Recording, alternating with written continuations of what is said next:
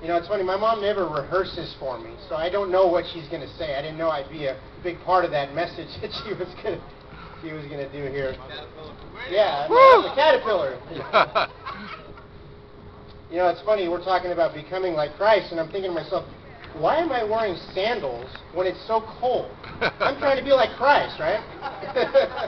You know, there's some people we know that look like Christ that aren't like Christ, you know what I mean? That's funny. But, you know, that's really a big message here that we're talking about.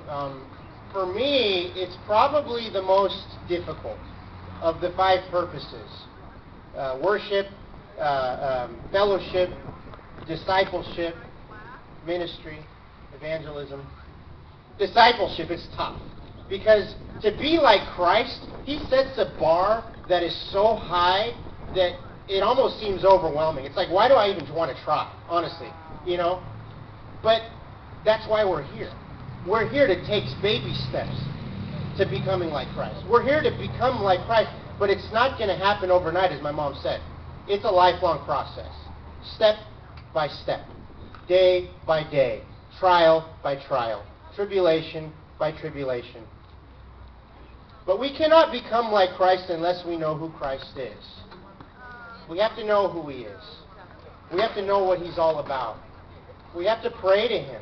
We have to read his word. And we have to bring it into our lives. Now, these 3 things that are on your notes, these 3 tools that help us grow, they may seem bad. I mean, the first one was already pretty bad. Problems, troubles, I don't like that. Nobody likes that. And the next one's not going to be that much better, you know. But you know what? When it comes to these 3 things, and when it comes to these bad things that we see, you have to understand something. These things help us grow. They help us grow. They're opportunities to help us grow. Problems are opportunities to help us grow. And God does not cause these things. He doesn't make these things happen to us. He allows it. Why? Because we do it on ourselves. We do it to each other, and we do it to ourselves. So we can't blame God for that. And that's why Romans 8:28, as we're going through these things, I want you guys to, this is your memory verse for this week. And if you look at your bulletin, it's on the back. I want you guys to memorize that verse, Romans 8:28, because it's very important. You know, in all things, God works for those, for the good of those who love him, who have been called according to his purpose. We're all called according to his purpose. And this is one of our purposes, to become like Christ.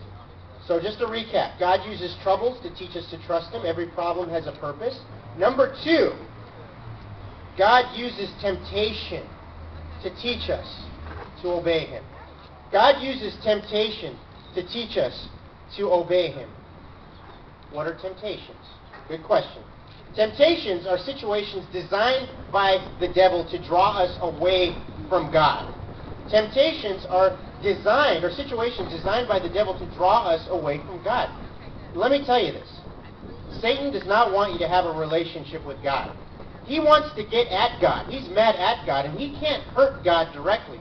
But the only way he can hurt God is through you, through separating you from God. So you don't have a relationship with him.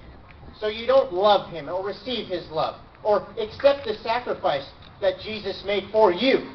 That's how Satan gets at God. Through you, through me, through us.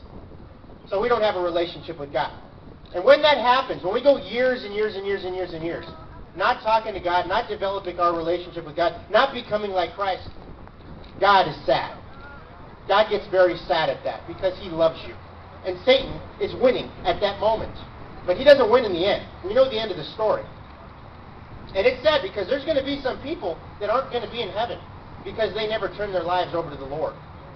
And it's a sad truth. It's a sad truth.